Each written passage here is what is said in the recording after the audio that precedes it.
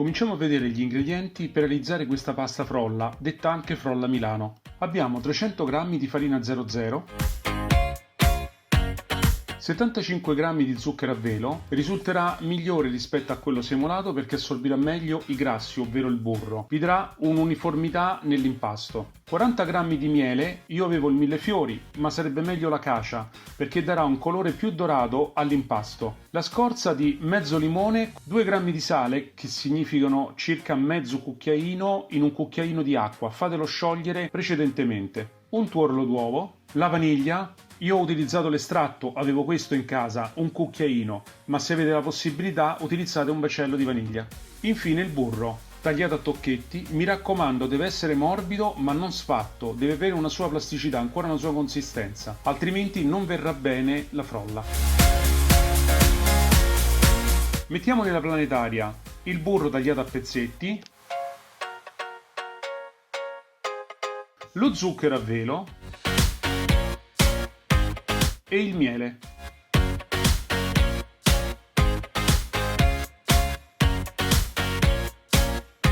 Mandate la planetaria a velocità più bassa, in questo caso ad 1. Il burro non deve montare, ma deve solo amalgamare gli ingredienti.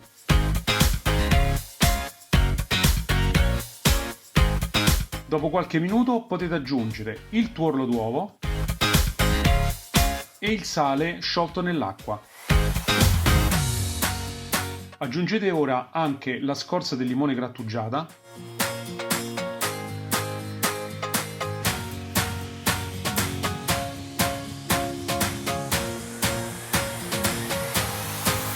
poi l'estratto di vaniglia o, come ho detto prima, i semi di un intero baccello, continuando a impastare sempre a velocità molto bassa, 1 massimo 2. Infine, per ultimo, aggiungete la farina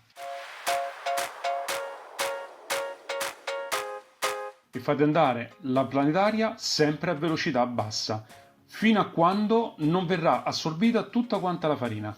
Ci vorranno tra i 4 e i 6 minuti.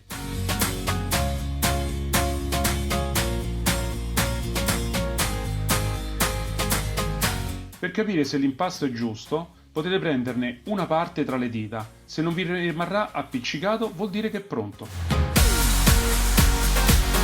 Ora potete pulire la frusta e raccogliete l'impasto all'interno della bacinella della planetaria.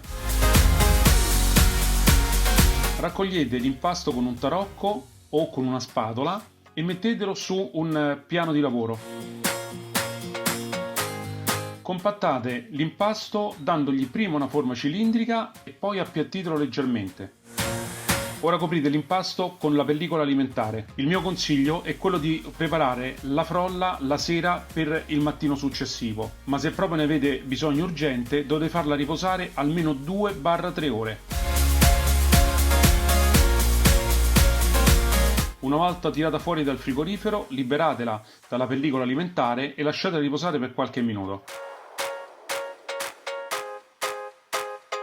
Ora potete lavorare l'impasto, infarinate leggermente il piano di lavoro e anche la superficie superiore della frolla.